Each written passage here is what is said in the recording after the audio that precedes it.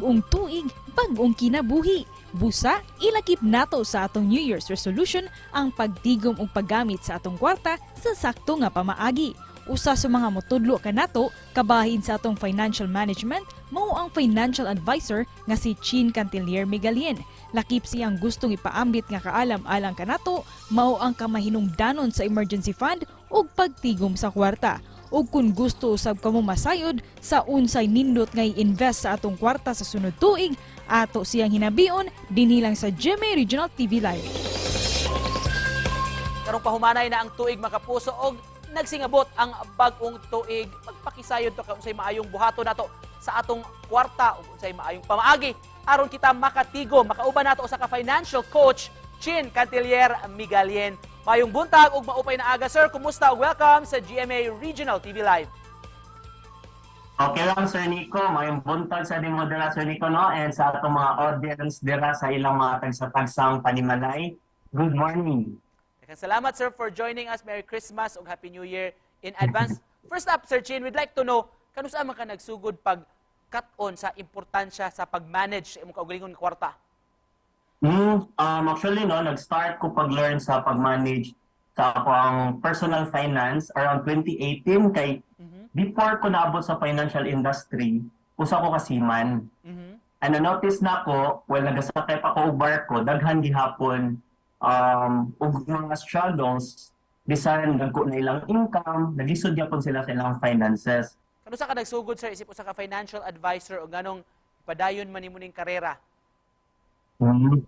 Nagsugod ko isip financial advisor, Sir Nico, 2019, and the reason na nung ako gihapon gipadayon nga profession or calling, no, kaya ako kung pagsalig na daghan ko o matambangan in terms of education of financial literacy, kay sad reality, wala mo gano'y ginatudlo sa atong school. So, I'll take ownership na to spread awareness sa mga next generation para sila sa nalikayan nila ang financial habits nga nalikayan na ang matubang po sa una. Coming from you, sir, ganong importante man ang financial literacy?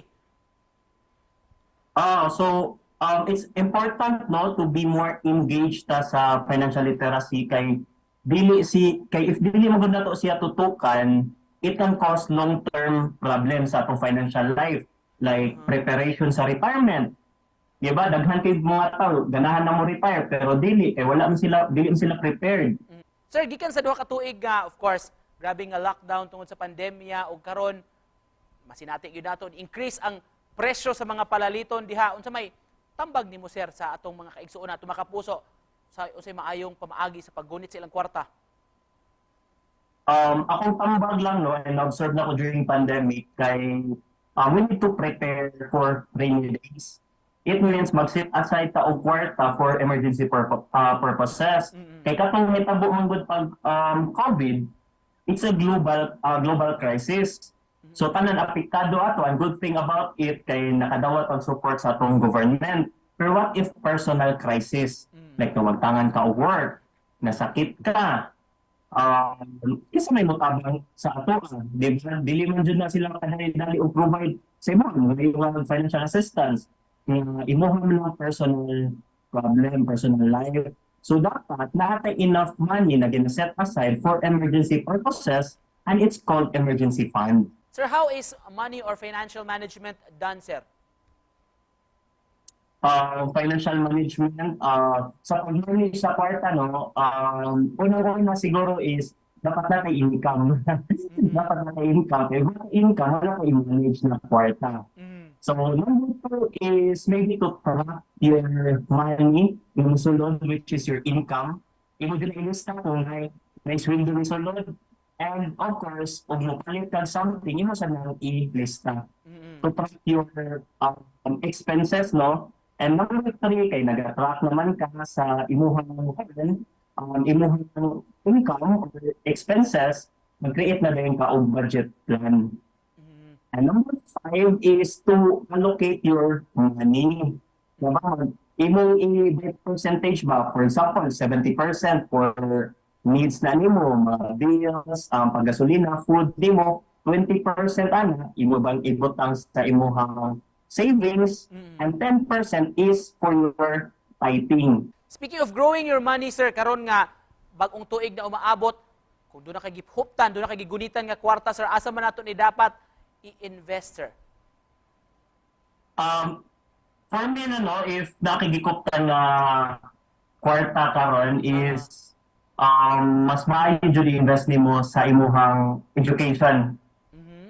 Diba? Financial education kay daghan kay available platform karon.